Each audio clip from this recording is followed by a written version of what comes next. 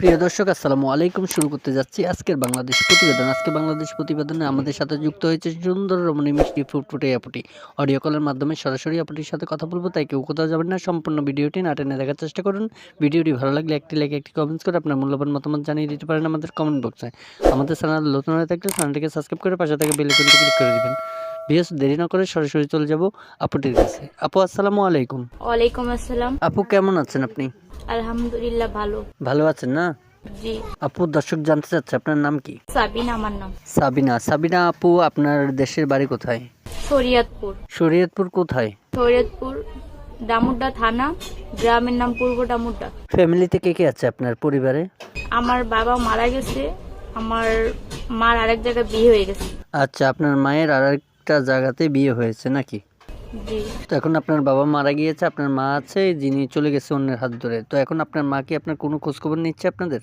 না, আমার মা আমার কাছে খোঁজ খবর নিচ্ছে না। কোনো খোঁজ খবর নিচ্ছে না নাকি? না। বুঝতে পেরেছি। আপু, আপনার বয়স কত বর্তমানে?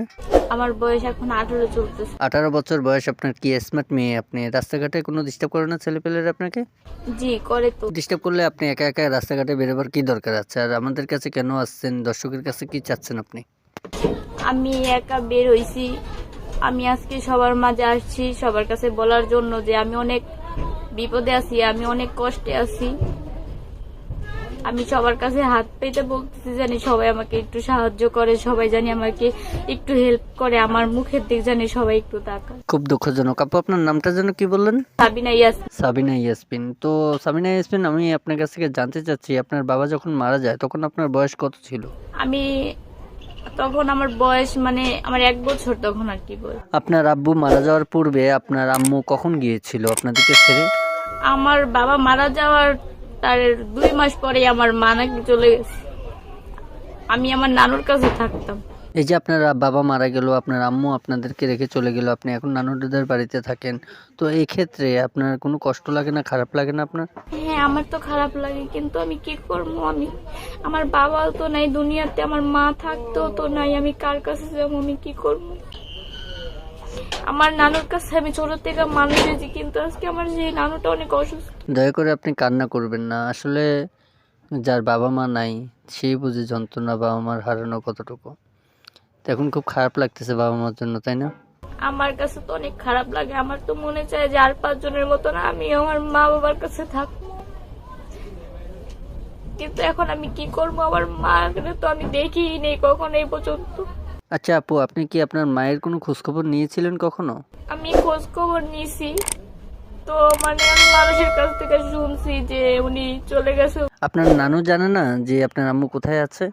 হ্যাঁ, সে জানে বলতে এই কয়েক মাস ধরে আর কি জানে। অনেক খোঁজাখুঁজি করছি আমার মারে, আমি অনেক করছি, কিন্তু এতদিন আমি আমার মার খোঁজ কখনো আমি পাইনি। পরে আর কি শুনছি যে আমার মার বিয়ে হয়ে গেছে, কিন্তু আমি অনেক যাইতে চাইছি, কিন্তু আমার মা আমারে নেয়নি। ও আচ্ছা, এখন দর্শকের কাছে আপনি কি চাচ্ছেন? কেন আসলেন দর্শকের কাছে? আমি এর জন্যই তো সবার মাঝে আসছি, জানি সবাই আমার একটু দেখে, আমাকে জানি একটু সাহায্য করে, জানি আমি একটু ভালোভাবে বাঁচতে পারি। সাবিনা আপু, ভবিষ্যৎ নিয়ে কি ভেবেছেন আপনি?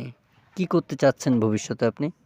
ভবিষ্যতে এখন বর্তমান আমার একটু সবাই সাহায্য করুক, আমার একটু সবাই দেখুক, জানি আমি আর আমার নানু বাঁচতে পারি। কি হয়েছে আপনার নানুর? আমার নানু অনেক অসুস্থ, ঘরে পড়ে গেছে আমার নানু, এখন কিছু করতে পারে না। আগে বাসায় কাজ করে আমাকে খাওয়াইতো, কিন্তু এখন আমিও তো কোনো কিছু করতে পারতেছি না, আমিও তারে খাওয়াইতে পারতেছি না, আমিও নিজেও খাইতে পারতেছি না। আচ্ছা, এখন যে নাম্বারে আমি আপনার সাথে কথা বলতেছি, এই নাম্বারটা কি আপনার পার্সোনাল নাম্বার? জি। জি।